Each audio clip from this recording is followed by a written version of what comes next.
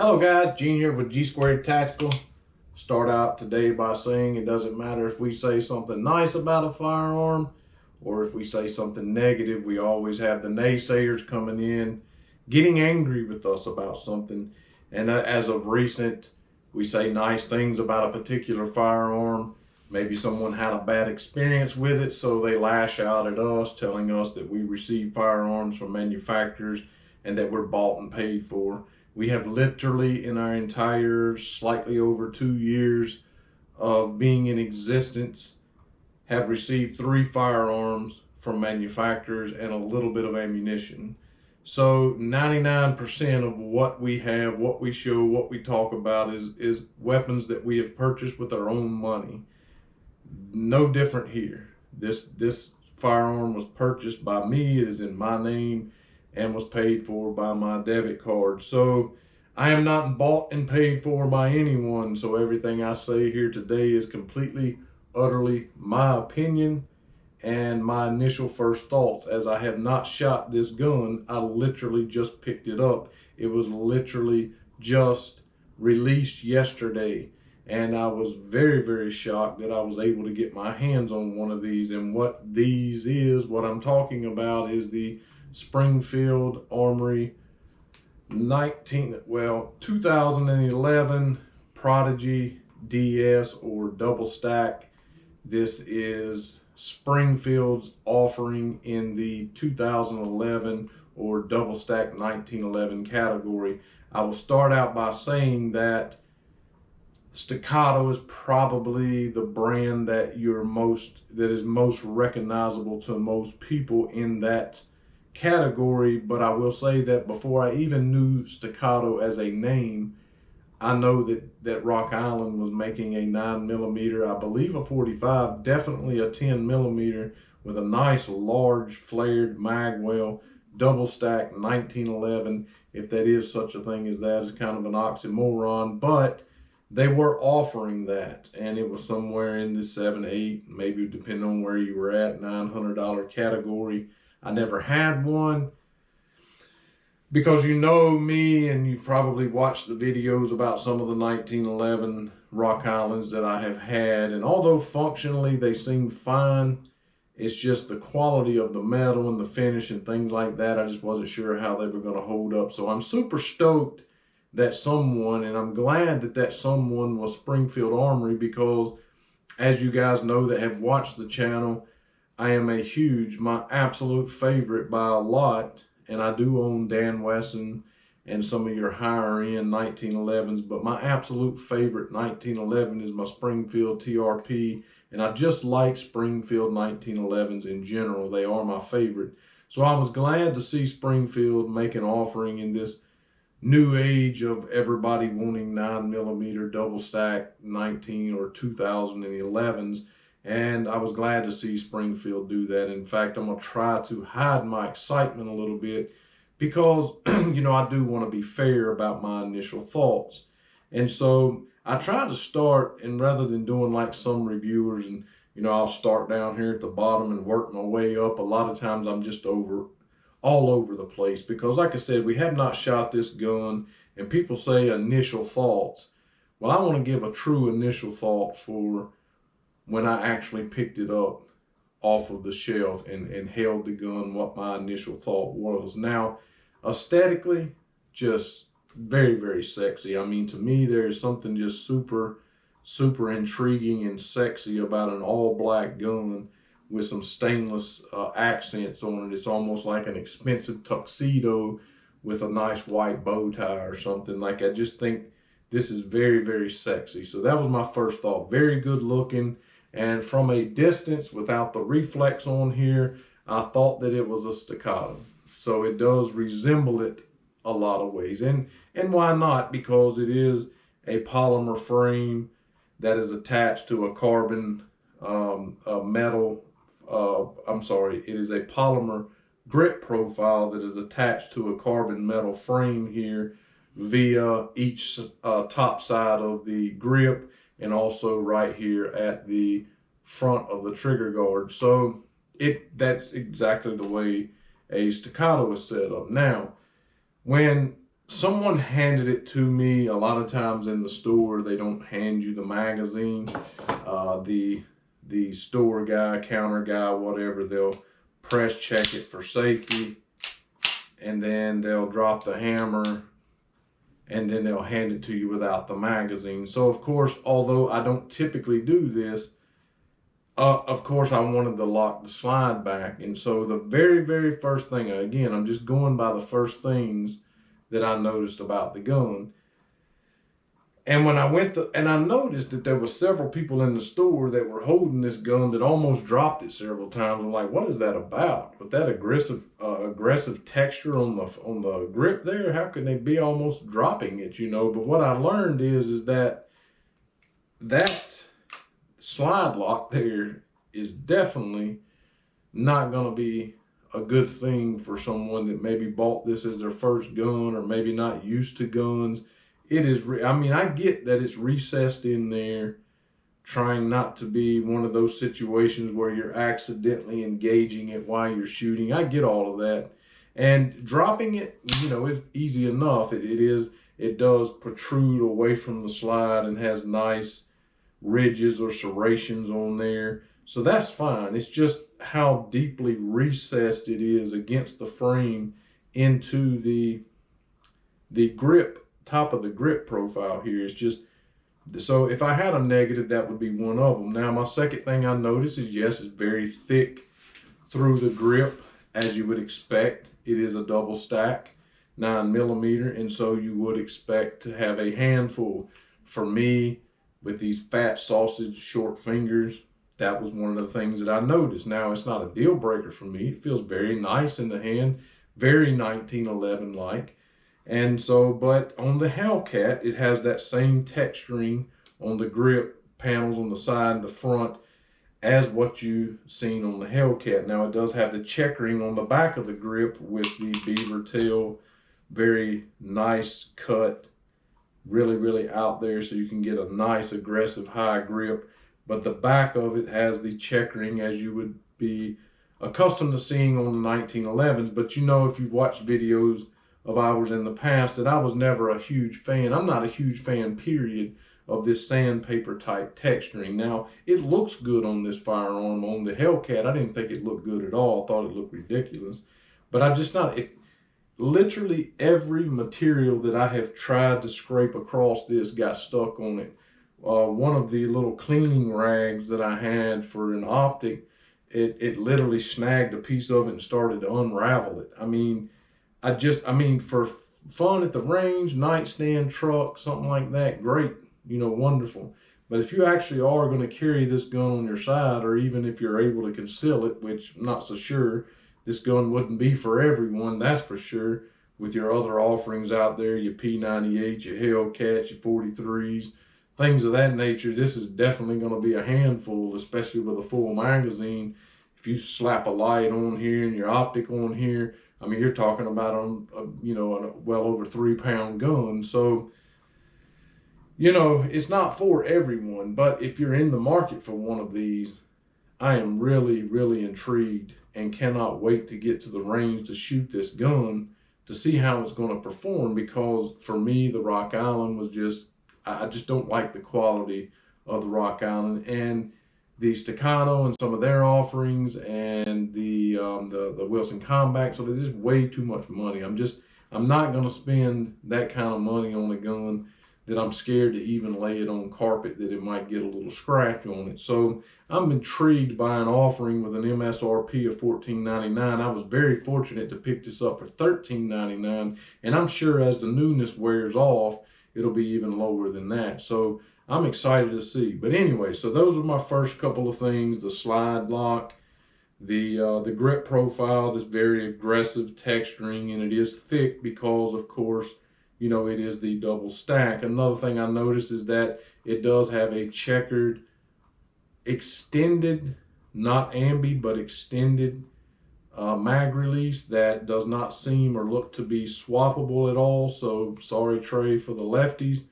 But I did notice when he did hand me the magazine, and I've noticed it even more with the full loaded magazine, is that the mag release felt I don't know if you can hear that or not, but it's very gritty, very, very stiff. And even if I didn't have these short, fat sausage fingers, I don't think even with longer fingers that I would be able to drop it without manipulating my hand, which is kind of the purpose of an extended mag release, right? Is that you don't have to manipulate your grip while shooting. You can simply drop the mag and reload, right? But it just seems very, I'm hoping, because again, I'm trying to hide my excitement about this gun, because overall I love this gun, but hopefully with time, with shooting, maybe a little bit of lubrication, maybe that grit will wear off. I've been sitting here doing this a good bit, and it does seem to have gotten a lot better. It does have this cutaway section here under the trigger guard. It's very flat. The middle finger of your shooting hand resides there very nicely and helps give you that better grip. I'm sure the more you shoot this with this aggressive grip, the more it will grip you, I suppose. The magwell is a little bit flared. The magazine itself has these cutaways on the bottom on the 20 round and on the more flush fit. It doesn't fit completely flush, but instead of having the U type or half moon type cutouts in the bottom of the grip here, they're more so in the magazine itself if you need to rip the magazine away for any reason. So I do like this skeletonized trigger. The trigger come in at about 4.5 pounds, which is about average, about normal. Nothing special over any other offering, but a very nice trigger, just like you would become accustomed to seeing on a 1911. To me, the trigger feels very, very similar to, if not, it could be exactly the same, I don't know yet, to the TRP, which is my favorite 1911. It does have a little bit of take up. When it hits the wall, it breaks at a nice crisp 4.5. There's no over travel. And of course, it has the absolute beautiful reset that you would become accustomed to seeing on a 1911. Another thing that I noticed that I liked was the full length rail here, 5-slot pick, 1913 rail. I'm not exactly sure. I think it's a 1913 rail, 5-slot. It is almost full length to the end of the guide rod here. Not quite, but pretty dang close. It does have checkering on the front of the trigger guard here. And also, like, just one of the things that I'm going to talk about is just how incredibly smooth that slide is. When I handed it to a friend of mine that is not so much necessarily a Springfield 1911 fan, like, he just grinned from ear to ear. And I mean, those nice deep serrations on the front and on the rear make that even easier. But I have something torn in my arm right here. I don't know if you've noticed in some of the videos how I can't raise my arm all the way up. Probably gonna have to have surgery. So that means even more to me, but it's effortlessly. Even my wife said as much. Nice, deep, barely canted serrations on the front. On the rear, you can easily, they're so deep, so easily to purchase that you can go over the reflex here and still manipulate the slide very easily. A lot of guns with reflex offerings, you can't do that, but very, very easily manipulated that. Nothing is ambi on the gun except for the safety. You know, I'm a safety snob on a 1911. I like a nice positive set. Don't like it to be too stiff or too loose, just perfect. This one is just perfect. You'll have no qualms about it. Just great, absolutely great. The rear sight, what the heck's wrong with me? On the plate that I removed in order to put my plate on there for the optic, it is a U-notch, serrated, blacked out, does have the fiber optic driftable for windage, green front sight. And I wouldn't call these raised necessarily. Definitely not suppressor height, but they're definitely a little higher than your normal standard sights for sure. And one thing that I really like, you know that I'm a snob about gun manufacturers that offer guns that will receive a reflex, but they send you no plates. you have to buy a raised sight. Sometimes you just lose your rear sight. So one thing that I do like that they done, I don't like they only offered one, but it is what it is, that the plate that came with the gun does have the rear sight raised, integrated into the plate, and able to co-witness through your reflex. Now I will say this, I put a mechanic reflex up here initially, you know, mechanics offering in the reflex world, and I was able to finally find some screws and get it attached to the gun, but for whatever reason the dot would not, you know, it would not come down in front of my front sight. I don't think it's going to zero on the gun. Now the plate that comes with it is the Burris Vortex plate or footprint, which just also happens to be the footprint of the Hex Dragonfly, or, you know, Springfield's offering in the optic world. So genius on their part, right? But it does come with a plate. I'm not a fan of Vortex pistol optics, but if you wanted to put a Vortex, a Burris, obviously the Dragonfly or the Hex, and also the Mechanics optic did fit up here, but I'm not so sure that it will zero on the gun. I guess if someone does that, maybe you could tell us. Now, the Dragonfly does look really, really good on this pistol. Now, you know, I'll give them that. It does have a nice, clean look on there. Of course, it does slide over each side a little bit there, and it is serrated on the back to help cut down on any kind of glare. It is a metal reflex, so not plastic like the Romeo Zeros and stuff. You know how I feel about plastic things. And so, you know, as I mentioned, MSRP about $14.99. I suspect you'll be able to pick this up for probably a little bit less than that. Again, does come with 2 magazines. One is a 17 that is not quite flush fit, but pretty close.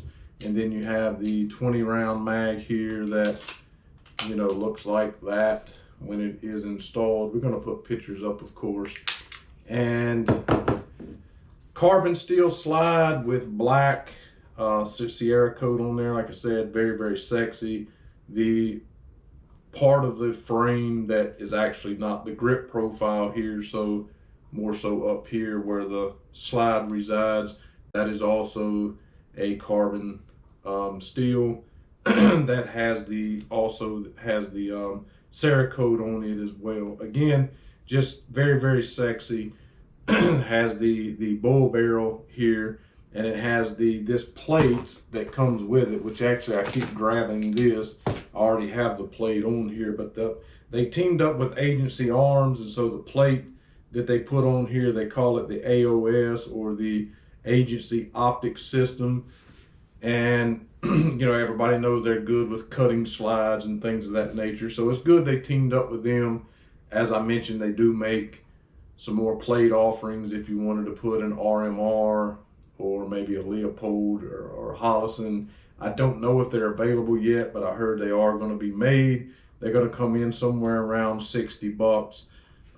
You know, say what you will about, you know, the 9mm, and, you know, it being sacrilege to put it in a 1911 or a 2011 platform. But if you walk in the gun store today, you literally hardly can't find any. I mean, hey, listen, you know, I'm on that 45 drug, that 10mm drug, but you can't hardly find one anymore in the store. Just like for every 45 that you see, there's 25 or 39mm. So it, you know, with the, you know, the better ballistics on them now, and just for accuracy and capacity, and, you know, a lot of law enforcement agencies are moving over to, I mean, I've had to accept it as, you know, as broke like a wild stallion, I guess you could say. I didn't want to, but I've had to, you know.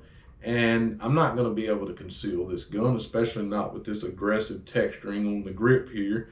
If I had to change anything, if I was, you know, I mean, because you really can't put a whole grip or anything over this, because it's going to make it even thicker, even tougher for someone with hands like mine to hold on to. So But man, this is a beautiful, beautiful gun. And if the Lord is willing and the weather is permitting, me and Trey hope to get out to the range literally in the next couple of days. So if you're seeing this video, hopefully there's going to be a range video right behind it. And I don't know if I'm going to keep this Dragonfly on here, if I'm going to get another plate. I hope the Dragonfly does well. Like I said, it looks good up there, and I would like to keep it original, the Springfield optic on there. But we hope to get to the range real soon and give you some more details about the intricals and how it's put together. Some more, I guess, about weights and whether or not this mag release loosens up at all, and just how it shoots, accuracy and reliability, things of that nature, what we think about it in comparison to some of the other ones. Did come in the standard cardboard box that you're accustomed to seeing with, the Springfield. Does have the nice little soft carrying case here. Of course, a lock, and it comes with two hex keys or Allen keys, whatever it is. It's just like 8-sided Allen keys, maybe.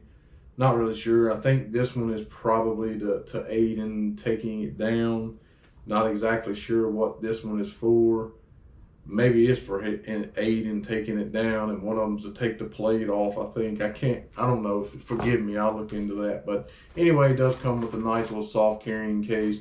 I like this. Some people get angry if they don't get a plastic molded case or whatever, but let's face it, you're probably not carrying it around in that. Probably throwing it in the closet, taking up space. This is actually a very nice little rug here to protect your firearm. Carry it around like you're carrying around a Bible, I suppose. But anyway, that's their nice little owner's manual. A few other pieces of paper in there that most people are not going to read. Anyway, I hope you enjoyed the video today. If you have one, if you know anything about them, please, again, it's new to us. If we missed anything, let us know, communicate with us, send us messages. We love to hear from you guys. Make sure you hit the thumbs up. Make sure you subscribe to the channel. That's the only way we can continue to keep doing this. And again, thanks so much for watching today, and God bless.